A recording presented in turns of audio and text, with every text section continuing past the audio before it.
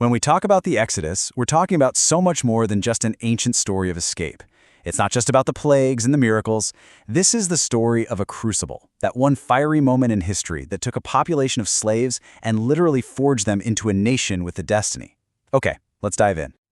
And that really gets to the heart of what we're exploring here. What does it take? How does a group of people who've been oppressed and anonymous for centuries suddenly come together and form a brand new identity? What's the catalyst for that kind of change? Honestly, this question is the engine driving the entire story. You know, to really grasp the meaning of the deliverance, you first have to feel the crushing weight of the desperation that came before it. So, let's start there.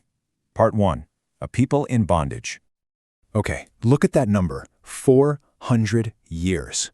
I mean, just let that sink in for a second. That is not 1 or 2 lifetimes. We're talking about more than a dozen generations being born, living their entire lives and dying, knowing nothing but slavery. Imagine your great-great-great-grandparents were slaves and their parents before them. It's almost impossible to fathom. And this wasn't just about hard labor. No, this was a system. It was an engine of the state, and it was designed to crush the human spirit. It was meant to erase their culture, to break their families apart, and to just extinguish any memory they had of who they were. For most of them, hope wasn't just lost, it was a word they probably didn't even know. So in a situation this hopeless, you need a catalyst. But the person who's chosen, well, he's far from a natural-born leader. He's not some revolutionary spoiling for a fight. He's what the story shows us as a reluctant prophet, which brings us to part 2. And this, right here, is the central conflict inside of Moses. The guy is caught between 2 completely different worlds, and he doesn't really belong in either of them. He's a Hebrew by blood, saved from a death sentence by his mom, but he was raised with all the power and privilege of the Egyptian royal court. He's an outsider everywhere he goes, a prince who's not really a prince, and a Hebrew who doesn't even know his own people. This isn't the background of a leader born to rule, it's the background of someone who's going to have to choose who he is. And his whole life pivots at a burning bush out in the middle of nowhere. When Moses asks this divine voice for a name, for some kind of authority he can bring back to the people, the answer he gets is this deep, mysterious statement: I am who I am. It's just a declaration of absolute, independent existence, and it's the turning point for everything that comes next. But even after this mind-blowing encounter, look at his response. It's not some heroic, let's do this. It's basically a list of his deepest insecurities. He questions if he's good enough, he's afraid his own people will reject him, and he points out his own flaws. This isn't the voice of someone who thinks they have a divine right to rule, like a pharaoh. This is the voice of a real, vulnerable human being, which is exactly the point. This new nation is going to be built on chosen purpose, not inherited power. But he does it. He goes. And what happens next isn't a diplomatic meeting. It is a full-on showdown between 2 cosmic powers. Welcome to Part 3, Showdown in Egypt. So what's really crucial to see here is how this whole conflict is framed. It's a battle over who's legitimate. On one side, you have the state-sponsored magic of Pharaoh's court, representing the whole power structure of Egypt and its gods.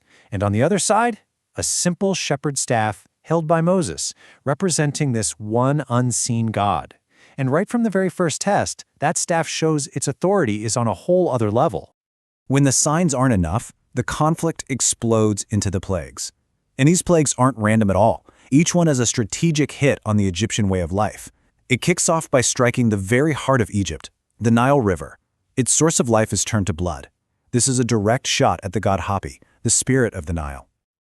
The plagues just keep coming, getting more intense and systematically taking apart the order of the Egyptian world. So after the river is ruined and frogs swarm the land, thick clouds of flies descend. But this plague is different. It specifically avoids the areas where the Israelites live, drawing the first clear, physical line between the 2 peoples. It's a demonstration of a power that can not only strike, but also protect. And it just keeps escalating. The plagues strike their livestock, then the people themselves with boils. And then comes one of the most psychologically terrifying plagues imaginable. A thick, suffocating darkness that completely smothers the land of Egypt for 3 days. This was a direct assault on Pharaoh's authority and on Ra, the sun god, the most powerful deity they had. The very source of light and life was just gone. And yet after All of this after economic collapse, ecological catastrophe, and just absolute terror. Pharaoh still doesn't give in. His heart, as the story says, stays hard. So the question is just hanging there in the dark. What on earth could possibly be worse than this? Well, the answer to that question unleashes the final, most terrible plague of all, and it triggers the absolute climax of the entire saga. Part 4, Escape Through the Sea. This slide just captures the frantic, breathless pace of that one single night.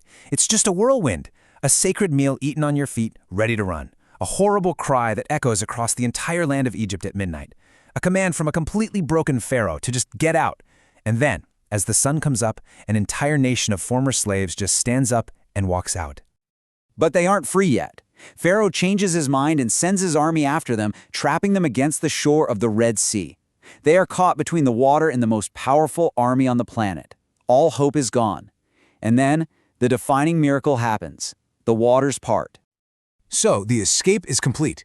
Their enemies are defeated. But this, right here, is where the story actually begins. Because freedom isn't the end goal. It's the starting line of a new journey. And that leads us to our final section, Part 5, Forging a New Identity. They walked out of Egypt as a crowd of people, but they would become a nation out there in the wilderness.